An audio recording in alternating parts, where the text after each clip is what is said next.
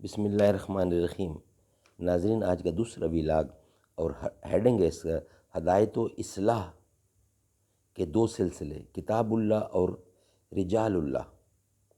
رجال بندے کو کہتے ہیں، اللہ کے بندے، اور کتاب اللہ کی کتاب۔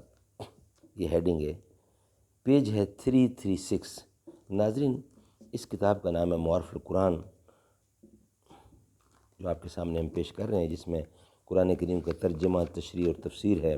معارف القرآن جلد اول، سورۃ الفاتح سے لے کر سورۃ البقرہ، پارہ اول تا پارہ تیسرا، رکوع ہے 8واں۔ رائٹر ہیں اس کتاب کے مفتی اعظم پاکستان حضرت مولانا مفتی محمد شفیع صاحب رحمۃ اللہ علیہ۔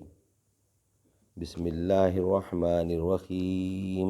الحمد للہ وکفی وسلام علی عبادہ الذین اصطفی۔ قال النبی صلی اللہ علیہ وسلم خیرکم من تعلم القرآن وعلمہ۔ بہترین انسان وہ ہے جو خود بھی قرآن پڑھتا ہے اور دوسروں کو پڑھاتا ہے۔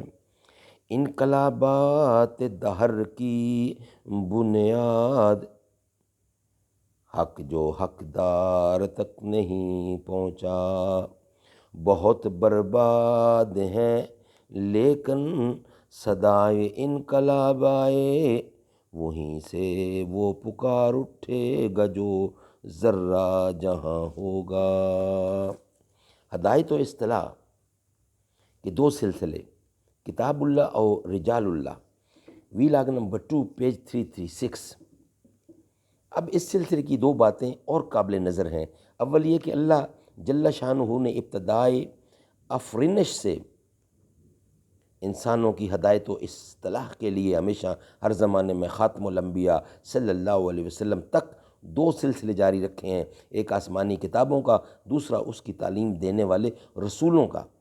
جس طرح محض کتاب نازل فرما دینے کو کافی نہیں سمجھا، اسی طرح محض رسولوں کے بھیجنے پر بھی اکتفا نہیں فرمایا، بلکہ دونوں سلسلے برابر جاری رکھے۔ اللہ جل شانہ کی اس عادت اور قرآن کریم کی شہادت نے قوموں کی صلاح و فلاح کے لیے ان دونوں سلسلوں کو یکساں طور پر جاری فرما کر ایک بڑے علم کا دروازہ کھول دیا کہ انسان کی صحیح تعلیم و تربیت کے لیے نہ صرف کتاب کافی ہے، نہ کوئی مربی انسان، بلکہ ایک طرف آسمانی ہدایات اور الہی قانون کی ضرورت ہے جس کا نام کتاب یا قرآن ہے، دوسری طرف ایک معلم اور مربی انسان کی ضرورت ہے جو اپنی تعلیم و تربیت سے عام انسان کو آسمانی ہدایت سے روشناس کرا کر ان کا خوگر بنائے، کیونکہ انسان کا اصلی معلم انسان ہی ہو سکتا ہے، کتاب معلم یا مربی نہیں ہو سکتی۔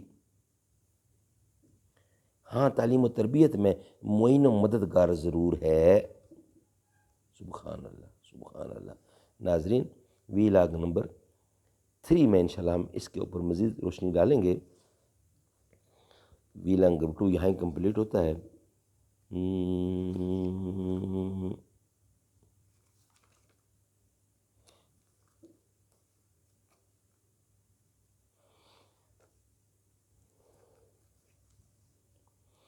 حال دل کس کو سنائیں آپ کے ہوتے ہوئے، حال دل کس کو سنائیں آپ کے ہوتے ہوئے، کیوں کسی کے در پہ جائیں آپ کے ہوتے ہوئے، حال دل کس کو سنائیں۔